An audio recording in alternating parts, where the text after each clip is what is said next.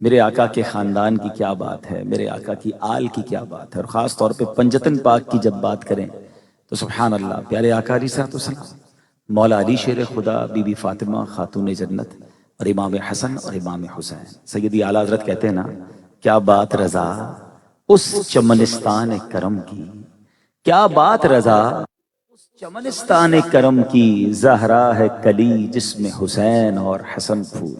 آج اس خاندان کا ایک واقعہ آپ کو سناتا ہوں، one of the amazing story. معاملہ یہ تھا کہ خاتون جنت بی بی فاطمہ، مولا علی، حسنین کریمین اور آپ کا ایک غلام تھا حارث، 5 افراد گھر میں رہتے تھے، اور حالت یہ تھی کہ گھر میں کھانے کو کچھ نہیں تھا۔ 3 دن گزر گئے اور فاقہ ہے، کچھ کھانے کو نہیں ہے۔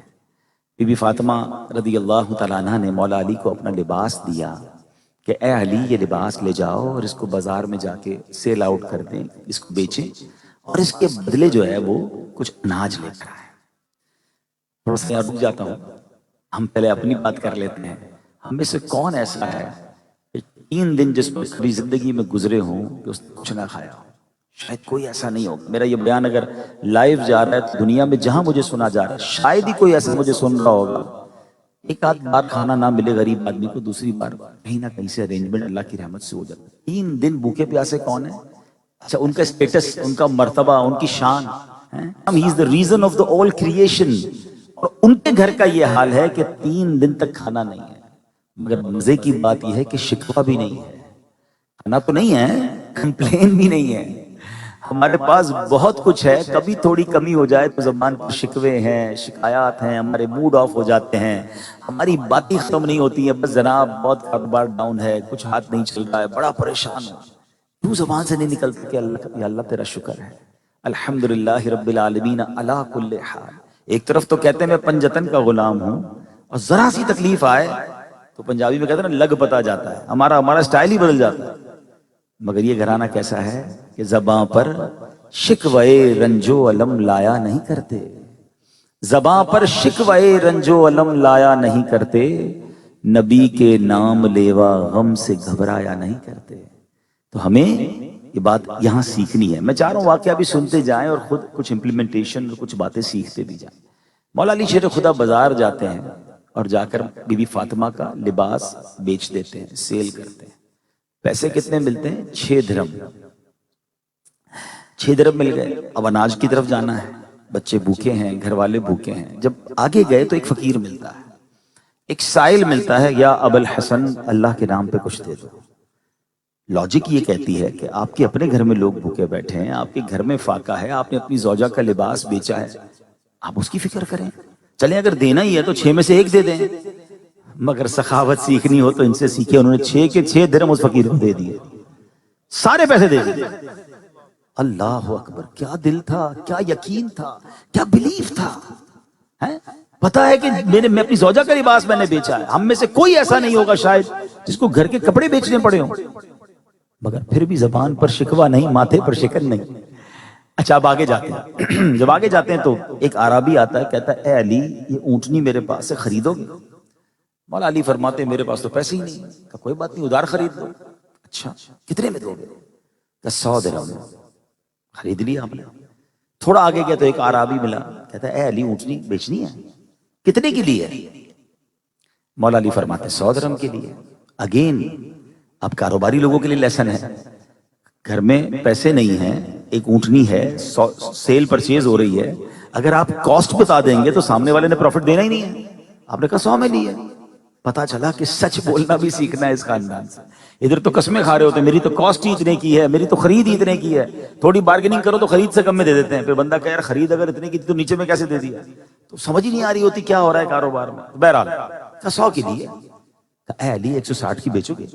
آپ نے کہا سبحان اللہ، بیچ دیا آپ نے 160 میں، خود ہی اس نے 160 کی آفر دی، مولا علی نے اونٹنی دے دی رضی اللہ تعالیٰ عنہ۔ اب آگے گئے تو وہی والا عربی جو پہلے جس نے اونٹنی بیچی تھی، کہا اے علی اونٹنی کہاں گئی؟ تو بیچ دی میں نے۔ پھر میرے پیسے دے دو۔ آپ نے اس کو 100 درہم بھی دے دیے۔ گھر آئے اور بی بی فاطمہ کو 60 درہم آپ نے عطا فرمایا۔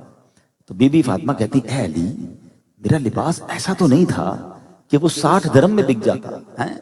مولا علی فرماتے میں نے رب سے کاروبار کیا ہے، میں نماز بھی پڑھ رہا ہوں، میں روزے بھی رکھ رہا ہوں، میرے مسئلے حل نہیں رہے، اللہ پر معاذ اللہ گویا بندہ کیا کہوں آرگیومنٹ کر رہا ہوتا ہے.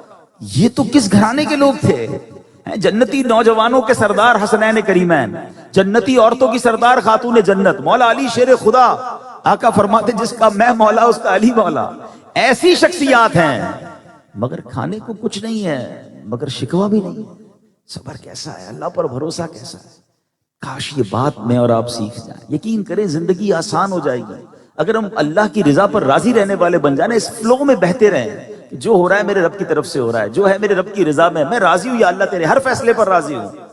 پھر زندگی ٹف نہیں ہوتی ہے. جب ہم اپنی فکریں اور اپنی سوچیں بنانا شروع کر دیتے ہیں کہ یار کل بچوں کے ساتھ کیا ہوگا، یار بچے بڑے ہو جائیں گے تو پھر کیا ہوگا، بچی پیدا ہوئی ہے تو اس کی شادی کا کیا ہوگا، میرا گھر کرایہ کا ہے اپنا نہیں ہوگا تو کیا ہوگا، ابھی کاروبار ٹھیک چل رہا ہے بعد میں کوئی گورنمنٹ نے پالیسی بدل دی تو کیا. یعنی جو نہیں ہوا اس کے بارے میں بھی سوچ رہے ہوتے ہیں، اگلے سال کیا ہوگا، 5 سال بعد کیا ہوگا. پھر رب پر بھروسہ کدھر گیا، توکل کہاں گیا؟ میرے پیارے اسلامی بھائیوں، ہمیں رب پر بھروسہ اسلام سکھاتا ہے. ہم اللہ کے بندے ہیں، جس نے پیدا کیا ہے نا اس نے ہی سب کچھ بہترین کر دینا ہے، اور بہترین کیا ہے اس نے ہمارے ساتھ. آج تک اسی نے پالا ہے، آگے بھی اسی نے پالنا ہے. تو بہت ساری فکریں سر پر لے کر صرف ہم ٹینشن لے کے گھوم رہے ہوتے ہیں. اللہ کرے کہ ہم رب پر بھروسہ کرنا سیکھ جائیں. اور جب اللہ پر بھروسہ تو پھر غیب کے خزانوں سے عطائیں ہوتی ہیں. حضرت ابن حرب رضی اللہ تعالیٰ کے بارے میں آتا ہے، پہلے کے زمانے کے لوگ اپنے بچوں کو توکل کیسے سکھاتے تھے. انہوں نے کیا کیا، انہوں نے اپنے بچے کو کہا کہ بیٹا جب بھی کھانا کھانا ہو نا، بھوک لگے تو یہ ایک گھر کے اندر ایک بڑا سا طاق کہہ لیں، سوراخ کہہ لیں، محراب تھی، ادھر آ کے دعا کرنی ہے کہ کھانا دے دے، تمہیں اس محراب کے ذریعے کھانا مل جایا کرے گا. اپنی زوجہ کو کہا کہ روزانہ یہ بچہ جب دعا کرے نا تو اس وقت آپ نے محراب کے پیچھے سے کھانا رکھ دینا ہے، تاکہ اس کی جو گرومنگ ہے، اس کا جو ذہن ہے وہ یہ بنے کہ میں نے رب سے مانگنا ہے اور اللہ کی عطا سے ملتا ہے جو ملتا ہے. وہ روز دعا کرتا تھا، اس کو کھانا مل جاتا، روز دعا کرتا کھانا مل جاتا. ایک دن آپ کی زوجہ بڑی گھبرائی ہوئی آئیں، کیا ہو گیا؟ کہا میں بھول گئی، وہ کھانے کا ٹائم تھا اور میں کھانا دینے نہیں پہنچ سکی. بولے پھر کیا ہوا؟ کہا میں گئی تو وہاں کھانا پہلے سے موجود تھا. حضرت ابن حب نے کہا کہ اب تمہیں کھانا دینے کی ضرورت نہیں ہے، اب اس کو اللہ کی رحمت سے خود ہی ملتا رہے گا. اب لیول آف توکل وہ ہو چکا ہے کہ اب وہ کنیکٹیوٹی ہو چکی ہے. تو کہنے کا مقصد یہ ہے کہ بندے کا رب پر جب بھروسہ مضبوط ہو جائے نا، جب توکل مضبوط ہو جائے تو پھر غیب کے خزانوں سے عطائیں شروع ہو جاتی ہیں. حدیث پاک میں آتا ہے تم اللہ پر بھروسہ ایسا کرو کہ جیسا بھروسہ کرنے کا حق ہے. حدیث کا خلاصہ ہے تو اللہ تمہیں ایسے روزی دے گا جیسے رب کریم پرندوں کو روزی دیتا ہے. آپ کو پتہ ہے دنیا میں اربوں پرندے ہیں، روز صبح نکلتے ہیں، سب خالی پیٹ ہوتے ہیں، ان کے گھونسلے کے اندر کوئی کبڈ نہیں ہے، کوئی چارہ یا ان کا اناج سیکیور نہیں ہوتا. اربوں پرندے روز صبح نکلتے ہیں اور شام کو ہر پرندہ پیٹ بھر کر واپس آتا ہے. اگلے دن کی اسے فکر نہیں ہوتی ہے، اللہ پھر دوسرے دن دیتا ہے. تو فرمایا جیسے پرندوں کو روزی دیتا ہے نا، تو رب تمہیں ایسے روزی دے گا، تم ایسا توکل تو کر لو جیسا کرنے کا حق ہے. تو یہ خاندان نبوت سے ہم نے توکل